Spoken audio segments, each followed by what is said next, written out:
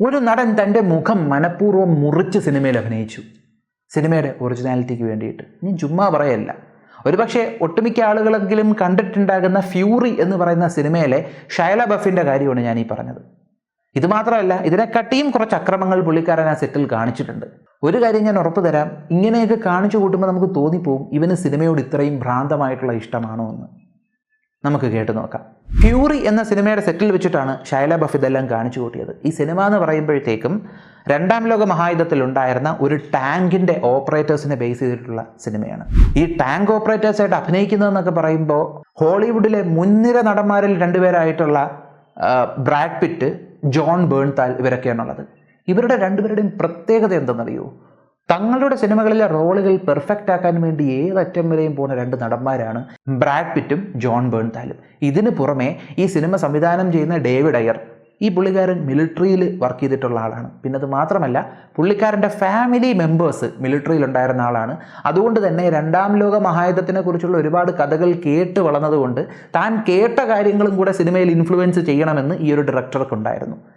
അതുകൊണ്ട് തന്നെ ഡയറക്ടർ ഇങ്ങനെയുള്ള ഒരാൾ, രണ്ട് നടന്മാർ ഇങ്ങനെയുള്ള ഒരാൾ, അപ്പം താൻ മാത്രം പിറക്കോട്ടായി പോകാൻ പാടില്ല എന്നൊരു ഉറച്ച വിശ്വാസം ഷൈല ബഫിനുണ്ടായിരുന്നു.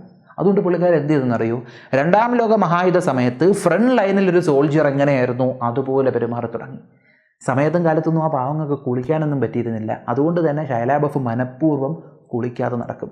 അപ്പോൾ അവൈലബിളായിട്ട് കിട്ടുന്ന ചപ്പും ചവറും ഭക്ഷണങ്ങളും ഒക്കെയാണ് കഴിച്ചിരുന്നത്. അതായത് മിലിറ്ററി അന്നൊക്കെ കിട്ടിയിരുന്ന ഭക്ഷണം ഇങ്ങനത്തെ ഭക്ഷണമാണ് എന്ന് സങ്കല്പിച്ച് പുള്ളിക്കാരൻ അത് കഴിക്കുമായിരുന്നു. ഈ ബ്രാഡ് പിറ്റ് എന്ന് പറയുന്ന നടൻ എത്രത്തോളം എല്ലാവരെയും ഇഷ്ടപ്പെടുന്ന ആളാണെന്നുള്ള കാര്യം പറഞ്ഞു തരേണ്ട കാര്യമില്ല. ഈ ബ്രാഡ് പിറ്റ് എന്ന് പറയുന്ന വ്യക്തിയുണ്ടല്ലോ, ഈ പുള്ളിക്കാരൻ ഷൈല ബഫിൻ്റെ അടുത്ത് ദേഷ്യപ്പെടുന്ന രീതിക്കുള്ള പരിപാടികൾ വരെ ഈ പയ്യൻ ഈ സിനിമയ്ക്ക് വേണ്ടി, പയ്യനല്ല ഈ ഒരു നടൻ ഈ സിനിമയ്ക്ക് വേണ്ടി കാണിച്ചു കൂട്ടിയിട്ടുണ്ട്.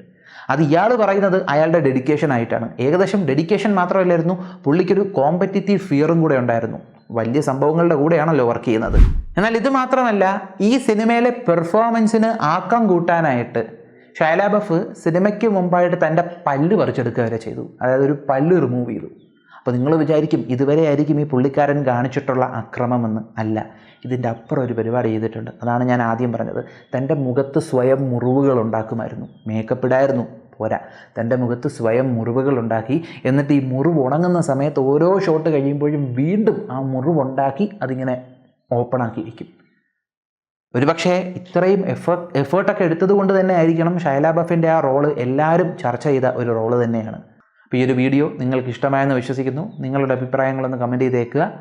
മറ്റൊരു വീഡിയോയിൽ മറ്റൊരു കണ്ടൻറ്റുമായി കാണുന്നത് വരെ